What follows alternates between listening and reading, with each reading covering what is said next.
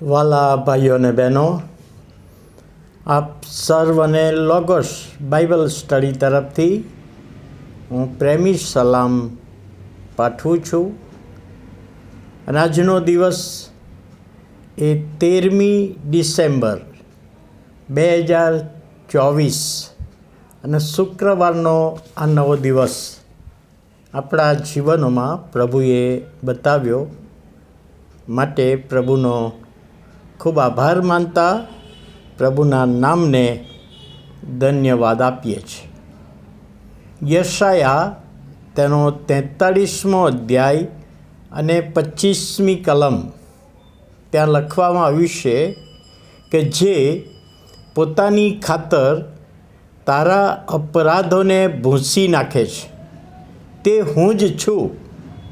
તારા પાપોને હું સંભાળીશ નહીં. તારી હકીકત જણાવ, જેથી તું ન્યાયી ઠરે. આ વચન યશાયા પ્રબોધકની મારફતે જે આપવામાં આવ્યું, એમાં જે બાબતોનો સમાવેશ કરવામાં આવે છે.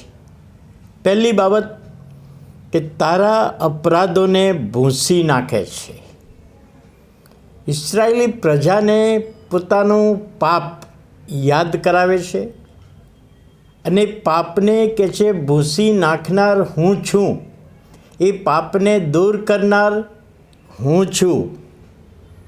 હવે જ્યારે ભૂંસી નાખવાનો વિચાર યશાયા પ્રબોધકના વખતમાં જે આવ્યો છે, એની પાછળ કયો કોન્સેપ્ટ હતો, કયો મધ્યવર્તી વિચાર?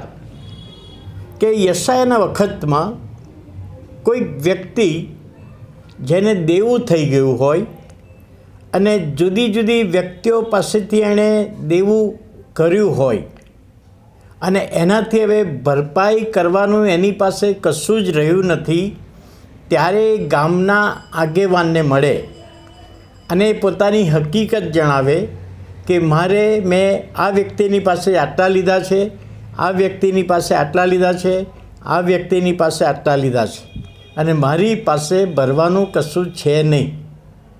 ત્યારે જે ગામની આગેવાન વ્યક્તિ એક બોર્ડ બનાવે અને એમાં દરેક વ્યક્તિનું નામ લખે. જે વ્યક્તિની પાસે જેટલા પૈસા લીધા હોય એ બોર્ડ બનાવે અને ગામના જાહેર રસ્તા પર મૂકવામાં આવે અને રસ્તામાં આવતા જતા લોકો એ બોર્ડ વાંચે અને પછી મનમાં વિચાર કરે કે આ વ્યક્તિને આટલું દેવું છે, તો આ એક વ્યક્તિનું જેટલું દેવું છે એટલું હું આપી દઈશ અને ત્યાં ભૂંસી નાખવામાં આવે. બીજી કોઈ વ્યક્તિ આવે અને કે સાહેબ બીજા વ્યક્તિનું જેટલું દેવું એનું છે એ હું ભરપાઈ કરીશ, એ રીતે ભૂંસી દેવામાં આવે. એમ કરીને દેવું જેનું જેનું થયું હોય બધાનું ભૂંસી નાખવામાં આવે, ભરપાઈ કરવામાં આવે. એ વિચાર અહીંયા આગળ લખવામાં આવ્યો છે. એટલે ઐતિહાસિક બાબત છે, પણ અહીં આગળ જે કહેવામાં આવે છે કે તું તારા પાપોની કબૂલાત કરીશ તો હું એને ભૂંસી નાખીશ. હું એને ભૂંસી નાખીશ એટલે આ પહેલી બાબત છે. બીજી બાબત, તારા પાપોને હું સંભાળીશ નહીં.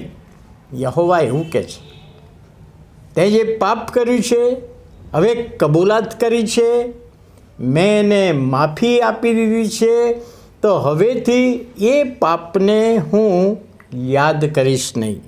દાઉદ રાજા તો એવું કહે છે કે પાપને સમુદ્રના ઊંડાણમાં નાખી દેવામાં આવે છે, પછી કદી યાદ કરવામાં નથી આવતું. પણ એની સામે જો પાપ આપણે કબૂલ કરતા નથી તો પ્રભુ કોઈકને કોઈક રીતે આપણને યાદ કરાવે છે. કોઈકને કોઈક રીતે આપણને યાદ કરાવે છે.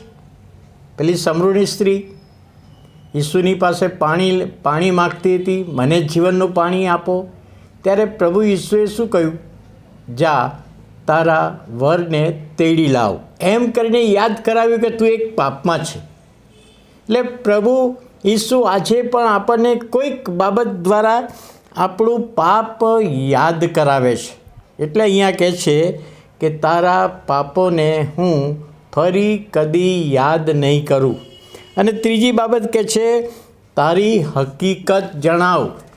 હવે હકીકત જણાવવાનો મિનિંગ જ એ છે કે તું તારા પાપોની કબૂલાત કર. કયા સંજોગોમાં પાપ કર્યું એ કહેવાની જરૂર નથી, કેવી રીતે પાપમાં પડ્યો એ કહેવાય, પણ પાપ કર્યું છે, હું પાપી છું, મારા પર દયા કરો. અને એ જ્યારે રજૂઆત કરવામાં આવે છે ત્યારે પ્રભુ કહે છે હું તારા પાપોને ભૂંસી નાખું છું. અને કહે છે હું જ છું તારા પાપોને હું ભૂંસી નાખનાર છું, હું જ છું, આઈ એમ ધેટ આઈ એમ.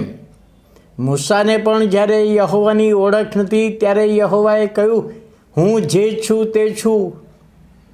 નવા કરારમાં પ્રભુ ઈસુ ખ્રિસ્તે પણ જે 7 દાવા કર્યા અને કહે છે કે હું છું, હું ખરો દ્રાક્ષાવેલો છું, હું માર્ગ સત્ય અને જીવન છું, હું જીવનની રોટલી છું. હવે 7 દાવા જે કરવામાં આવ્યા, એટલે અહીં આગળ પ્રભુનું વચન આપણને એ બતાવે છે કે જે તારા અપરાધોને ભૂંસી નાખે છે તે જ હું છું.